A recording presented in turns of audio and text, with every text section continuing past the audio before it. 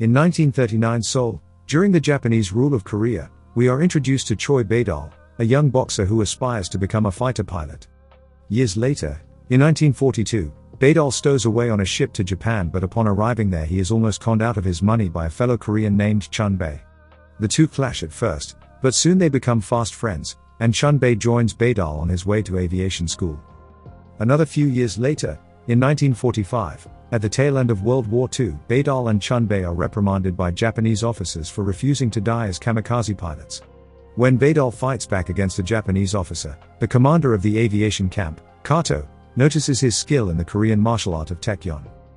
Kato challenges Baedal to fight for the lives of his friends, but as a master of karate, Kato easily dominates Baedal. That is, until Baedal throws dirt in Kato's eyes and bludgeons him with a rock to his head. We find out later this was the first time an opponent had ever landed a hit on Kato, but soon after, Kato brutally defeats Baedal. Kato then prepares to kill Baedal with his katana sword, but instead decides to spare him. Baedal and Chunbae escape the camp but spend the next several years struggling to survive in the devastation of post-war Japan. At the Ikebukuro night market in Tokyo, Chunbae makes a living with his pachinko machine, but a gang of Yakuza move in on his operation and even threaten to kill him. Baedal jumps in to defend his friend, fighting off several Yakuza until one with a katana nearly cuts through his neck, stopping only at the last instant. Baedal is frozen in place from this, and the shock causes him to lose control of his bladder and urinate in his pants. The Yakuza cruelly laugh at this and force Baedal to lick a Yakuza's boot while repeating that he is the bedwetter of Ikebukuro. Baedal is spared even more humiliation when another Korean named Bumsoo intervenes and fights off the Yakuza. We soon learn that Bumsoo trained Baedal in taekyon as a child, and now Baedal pleads with Bumsoo to mentor him once again. Bumsoo agrees to train Baedal, and for his first lesson, he hands Baedal the Book of Five Rings by Japan's greatest swordsman Miyamoto Musashi, on which Bumsoo bases much of his training. Meanwhile, Baedal works with Chunbae and runs a rickshaw in Tokyo to get by. While helping Chunbae in the streets, he happens to see Kato as he enters the Japan Karate Association.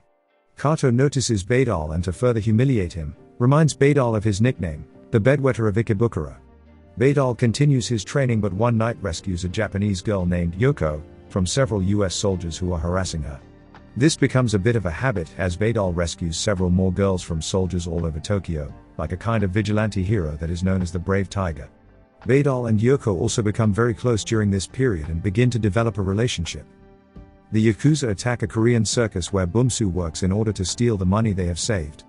Again, Bumsoo attempts to fight them off, but this time he is cut down by the Yakuza leader's katana. After Baedal discovers Bumsoo's body, he leads a number of his fellow Koreans into an all-out brawl against the Yakuza.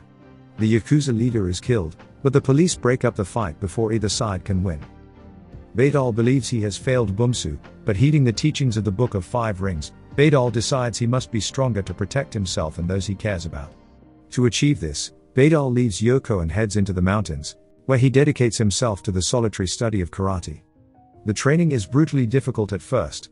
Baedal is alone in the wilderness with nothing but a tattered karate gi and a modest tent during the cold Japanese winter. He attempts to strengthen himself by punching trees, using belts for resistance and breaking rocks, but nothing seems to work. It feels as though he is making no progress, and he seems on the verge of quitting.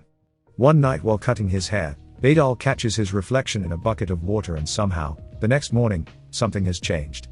Despite the excruciating training, Baedal now begins to make progress.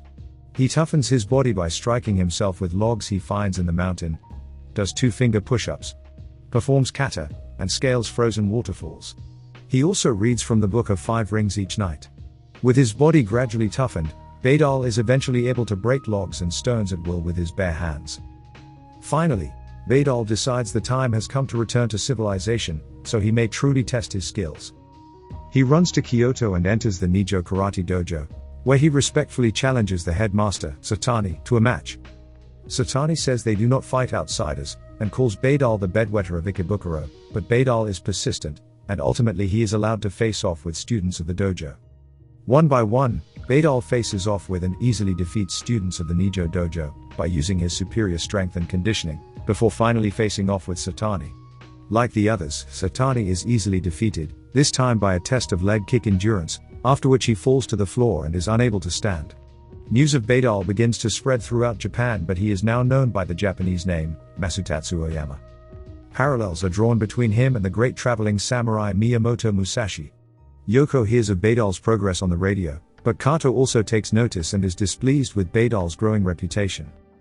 Baedal travels to Sapporo and the Kusanagi Dojo, where again he easily defeats the dojo's master, Sakahara. Running across Japan, Baedal takes victories at more dojos in Nara and Inuyama. At the Shin Bukon Dojo, Baedal has difficulties with a bigger and stronger master, Mori, but Baedal proves his resilience and ultimately defeats Mori with a jump spinning back kick. Dojo after dojo fall to Baedal, and must report to Kato, who is now the president of the Japanese Martial Arts Union. At Himeji Castle, Baedal faces off with Miwa, a master of ninjutsu who uses surprise attacks and deception against Baedal. Baedal pushes both himself and Miwa into the castle moat, from which Baedal emerges first, dragging Miwa behind him. At this point, Baedal finally returns to Yoko, but their reunion is brief, as Baedal must continue his quest to defeat all martial arts masters in Japan. Next, he faces off with Kendo Master Okamoto, Judo Master Hirano, and Aikido Master Kobayashi. Despite having to defend against multiple Kendo swords while unarmed, brutal Judo throws and Aikido holds, Baedal defeats each master with sheer toughness and relentless attacks. Baedal has now defeated all the masters who would accept his challenge, and has become very famous in Japan. Kato holds a press conference to proclaim that the karate of Baedal, now known as Oyama, is not martial arts, but merely fighting, and it lacks honor.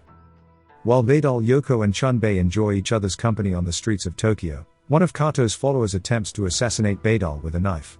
The blade does not kill Baedal but leaves him severely injured.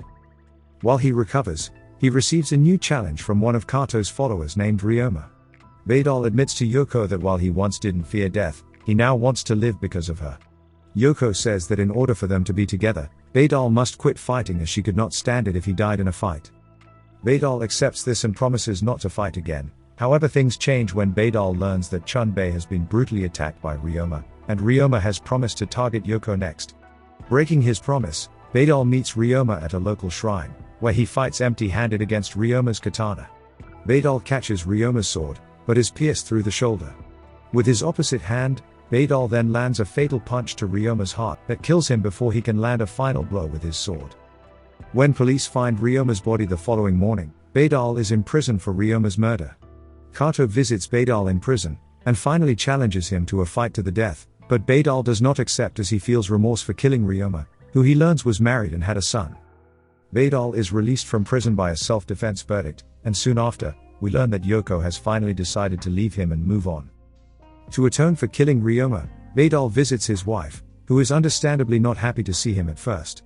He presents her with his karate gi and vows never to fight again. Over time, Baedal gains her respect by working for her and looking after her son, but the newspapers begin to write slanderous stories about Baedal, stating he has dishonored Ryoma's wife. In response, Ryoma's wife returns Baedal's gi to him, and pleads with him to fight Kato, so that the truth of Baedal's honor will finally be known. Donning his tattered gi once again, Baedal goes to a shrine in Musashino where he faces off with Kato and dozens of his students. Baedal fights Kato's students, one-on-one at first, then multiple opponents at a time, but it makes no difference. Despite taking many hits from multiple opponents, Baedal is relentless and one by one defeats each of Kato's students, who number around 24 in total. With all of his students defeated, Kato's personal guards draw their katana, but Kato tells them to stand down. He will finally fight Baedal again. Kato shows his skill in the beginning of the fight by landing a hard kick on Baedal, but he is fighting a different Baedal this time. Baedal refocuses for a brief moment, then charges Kato with no regard for his kicks. Baedal knocks Kato down with a tornado kick, but Kato replies with a jump spinning back kick. Baedal catches this kick in midair, then breaks Kato's opposite leg with a leg kick. Kato tries to stand on his broken leg, but stumbles, and is met with a finishing blow, a direct punch that Baedal pulls, only an inch from Kato's face. Baedal no doubt spared Kato's life by pulling this punch, and upon realizing this, Kato lowers his eyes in defeat. In the end, Kato and his students bow to Baedal as he leaves. He is now the undisputed karate master of Japan. In the final sequence, we see the next challenge Baedal has set for himself, fighting a wild bull with his bare hands. In the titles before the end credits, we learn of the true figure who served as the basis for this story. Choi Baedal, better known by his Japanese name, Mas Oyama, who is the founder of what is often regarded as the toughest karate style, kyokushin. What you have been watching is a recap of the 2004 Korean film, Fighter in the Wind, directed by Yang Yun-ho. If you would like to see more martial arts movie recaps like this one, be sure to subscribe to this channel and hit the like button. Os.